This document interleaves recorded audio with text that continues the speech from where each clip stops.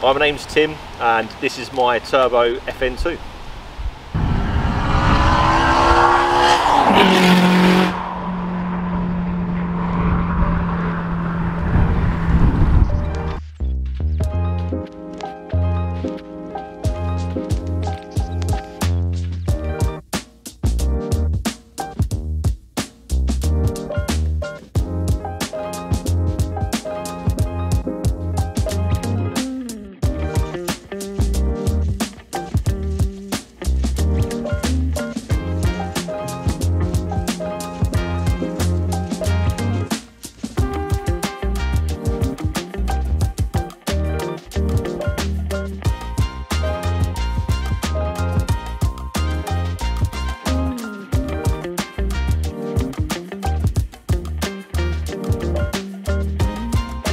So, car history, my first car was a Fiesta XR2 Mark II, metallic green.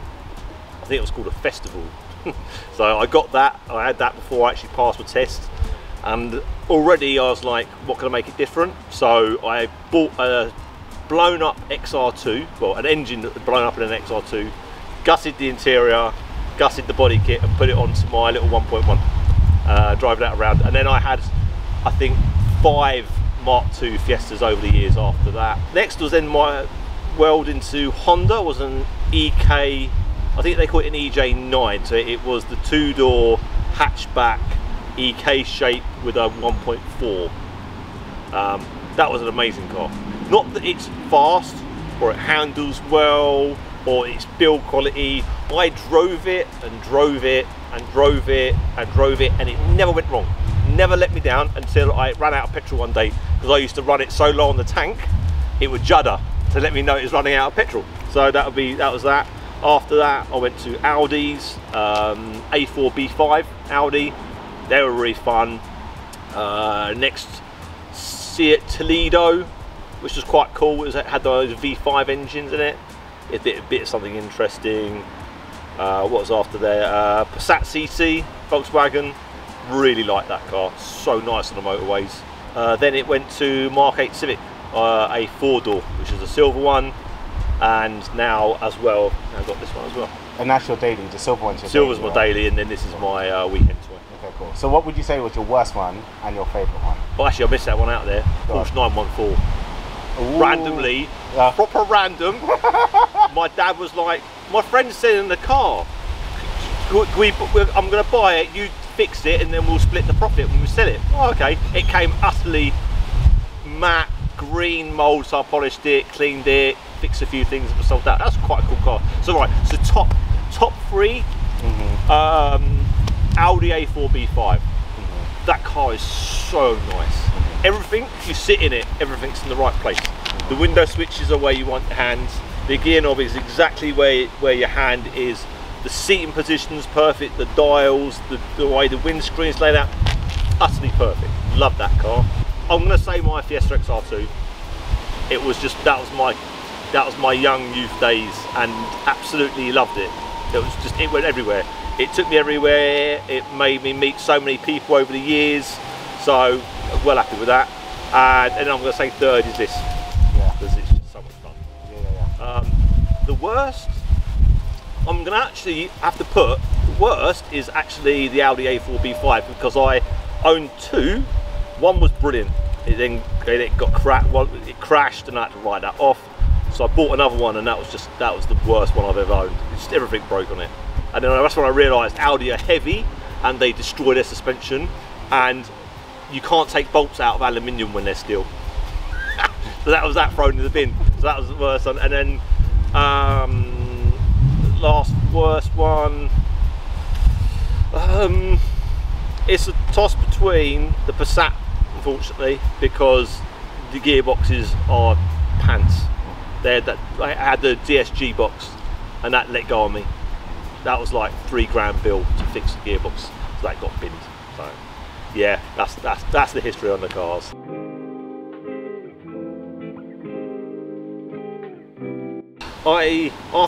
With having the daily Mark 8 Civic, I quite enjoy just driving them. It's quite a nice experience. You get all the mod cons and for a really good price.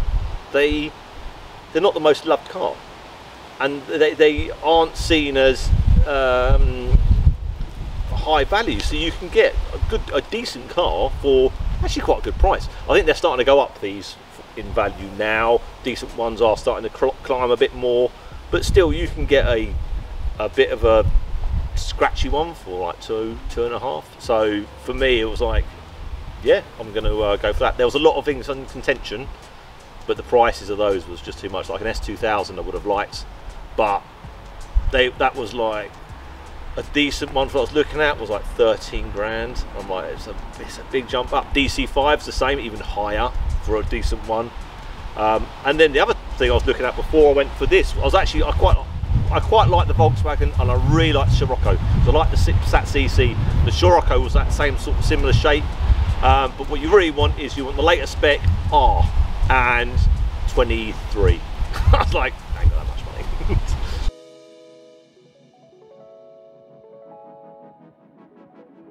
You've got to have handling to control the power. So if you don't have handling, you don't have any power.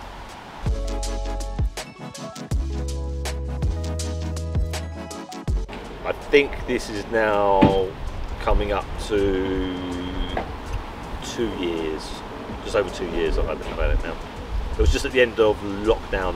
I was hunting around for one, and I had a hunt trying to find exactly what I want, and I found this in Northern Ireland. So I flew over to Northern Ireland, picked it up, and then drove it back on the ferry back home from Liverpool.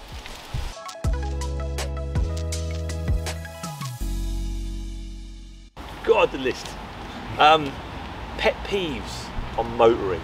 See, this is the problem. I've probably got about 5. I think, okay, I'm going to say the top 2 I've got to pick between. One is indicators, how people can't use them. It's there, it's free, doesn't cost you anything. You let people know where you're going. And middle lane sitters, or just it's not even the middle lane. They just don't. They put into a lane, and then they can never move from that. They'll be going. You'll be going down the outside lane during the speed limit, and you'll be undertaking them. So are you meant to cut across all 3 lanes to go past them on one to then come all the way? And you're like, I'll stay on that lane, and I'll do 70 miles an hour. And if I'm undertaking them, if I get pulled over for it, I get pulled over for it. I don't see why I should endanger myself and other road users to cut all the way across to cut all the way back. So.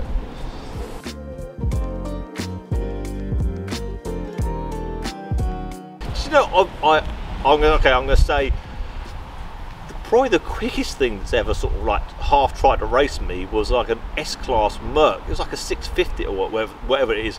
I went past it on the motorway, and he's like, I don't like being passed by a Honda. So I just dropped a gear and disappeared. I don't think I was expecting that. But he thought, stupid Honda. Oh, off it tots.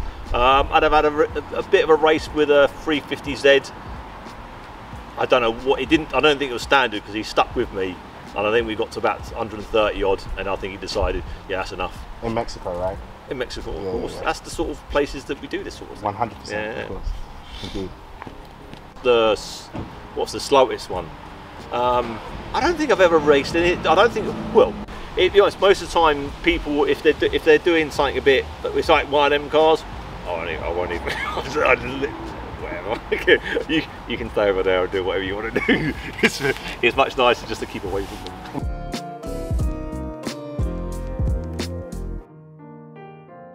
Mechanically, starting with the engine, it's got the internals, it's got an FD2 oil pump, so and then it's got the balance shaft delete, isn't it, that they do on the inside, so that allows it to go over the 8000. It's got different cams in it. I've never been too sure which different cams it's got in there. Apparently they're not making much difference. We think they're K24 cams because apparently they're better for the exhaust, but they've both been changed. So apparently there was only one then to be changed. I'm not 100% sure that was done before I bought it. Intake side, you've got then the turbo, which is a TDI North kit from which was a Gen 2. So it's a Garrett hot side and then a custom cold side compressor. What else on there? Gearbox is it's been a rebuilt gearbox. Before I owned it, it's got carbon synchro mesh pieces inside. It's got a Quaife mechanical diff, and then it's got the longest final drive you can get for that gearbox. So it's quite happy to go high speed without making it high rev. So it's nice for motorway cruising. Lovely for that. Mechanically, for suspension wise, you've got Tyne Flex Z's, you've got white line anti-roll bar front and rear, you've got poly bushed every one it can have on there, so front axles, rear beam. It's got adjustable drop links at the front, and then it's got the adjustable drop links at the rear. A lot of camber. Big brakes, so it's got Brembo's Mark III McGann calipers with Dixel pads front and rears, and then it's got the two-piece discs that was from Freaky Parts, so that makes it a 340 disc on it. I think mechanically wise, I think that's most of it on there.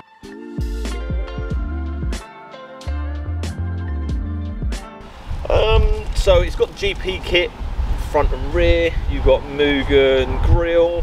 You've got the air ducts which replace the fog lights. I've made the little canard bits at the end myself. I don't know what I styled them on. That's how I styled them. I sort of really worked out that I was sort of probably looking at the F1 cars with their ends of their winglets, and I'm like, I think that's in my mind is what I've been looking at, because I was trying to find this style and I couldn't find what I was looking for, so that's the style I made. Vented bonnet. It's got parts from Carbon My Ride on there, so it's got the scuttle panel piece and the slam panel piece. I've wrapped gloss black wraps the mirror bases and the little quarter pieces there, and the roof gutters. The handles have been gloss black wrapped on the inside, so the main handle, plastic body itself, and the outside handle. You've got a Seeker rear spoiler on the original one. It's got what you call a standard Mark 8 rear centre light, so it's all red instead of the original silver style. We've got Enkai NCO3RRs on there, and I think that's most of it. Other than there's lots of little things, but that's most of it. Interior. So I took it all apart. I took all of it out. I took it all apart. So I've retrimmed the whole dashboard in like an Alcantara suede. Done all the little pieces. I've added lighting in all the little gaps and places in the centre pocket and the dashboard, so they light up when it's at night time. The door cards have then been trimmed. The centre console's been trimmed. I've got a bucket seat which has also been trimmed in the red, which will go in at some point. They're not the most comfortable to drive around in, so I'm trying to work out when to put it in there.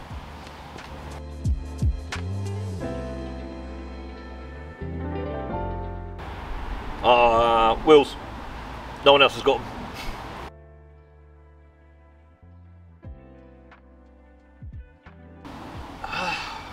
That's hard. I've sat there and looked through all the mods and stuff to do and not to do. I can't say I've done something which I shouldn't have done that. I can't think of something that I've sat there and said I wouldn't do again, because everything I've done is still on the car, so it's okay.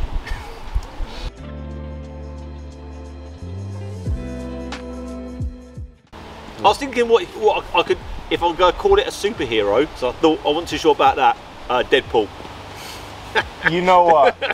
Yeah, the colour scheme, yeah. I really rate it, yeah. Deadpool.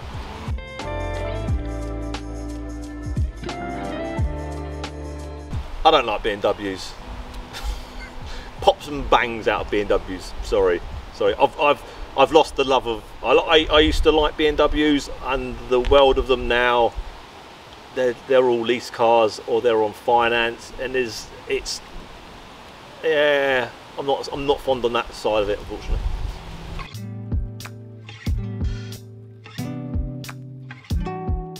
I had one plan, which was to buy a Type S 2-door, chop the roof off and put the glass roof on this. That was a plan. It would have been great, but then I realised it would cost so much money. So much money, so much time, and I'm like, yeah, I'm gonna put that one in. I'm gonna put that in the drawers of to do later on. What I have seen, which I'm gonna try and do, is take out the red carpet. I'm not actually that fond on the red carpet because it's not. I'm gonna say they don't age well. It looks a bit grubby and a bit old. So what I want to do is get a Type S carpet and go black carpet on it instead. And it would match, I think it would suit the interior a bit more. It'd make the red that I've done stand out a bit more instead of sort of blending in and being judged against other reds. So yeah, so that. What else? There's a spoiler that I want to get. I'm not going to say what, and that's in the planning. Wings are coming next weekend for it, new wings. Definitely needs some paint work. It's got standard Civic problems, I'm going to say, which all Civics seem to have somewhere on the car. There's a lot of pipe work I'd like to do in the engine bay. I'd like to get the clamps which you weld on. You weld a body on one side, a body on one side, and then you clamp it round and you put a pin through. It looks so much nicer than normal hose clips, but it means welding. And so it's like it's one of those jobs that I will do, but it will quite quickly go from buying a couple of clamps that can be like £300, getting them welded, there's another 100 quid, getting the pipes made and then welded, there's another couple of 100 quid. And before you know it, you spent £1,000. And it's just on some pipe work, so you're like, yeah, down the line.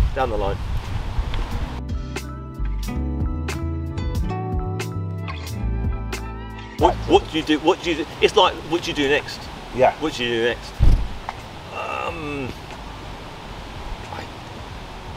I don't know. I like the S2000s. I like a DC5.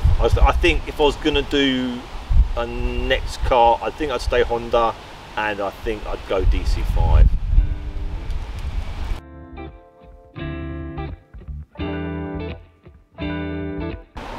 Go for it and do it yourself. Don't. There are some very good companies out there that can do very good builds, and you'll be paying some very good money for it. I think part of this is the learning process. If at the end of it you can go, oh, I did that, and when I speak to people and they're like, oh, who built it for you? You know, like, I built it. Like, who did all the work? I did it all. And then they look at you like, wow. It's quite cool to have people go, wow, you did it all yourself. That's really cool. Yeah, learn. You are going to make mistakes. Try not to make expensive ones. There are moments when paying someone to do a job is worth paying them to do a job because they know exactly how to do it. But don't be scared to try and undertake a project yourself.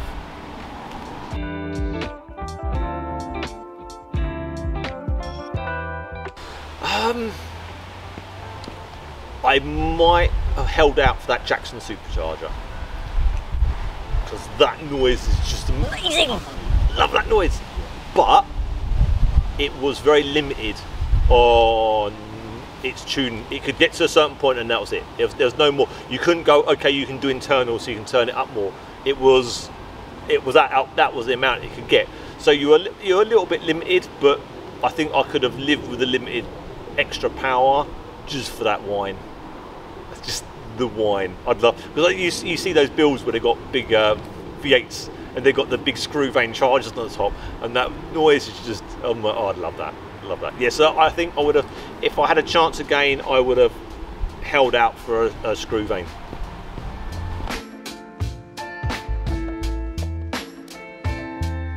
stop breaking me. I mean the first one, as my missus says, if it ain't broke, if it's not broken, stop fixing it. But I keep breaking it, so I've got to fix it. I did actually, you did ask me that, and I did actually write it down, and I thought, let me actually have a little think last night, and what did I pick? What was it? I think it was loved. Oh no, yeah, loved, hated, fast, mine, and red. I think that was what I went with.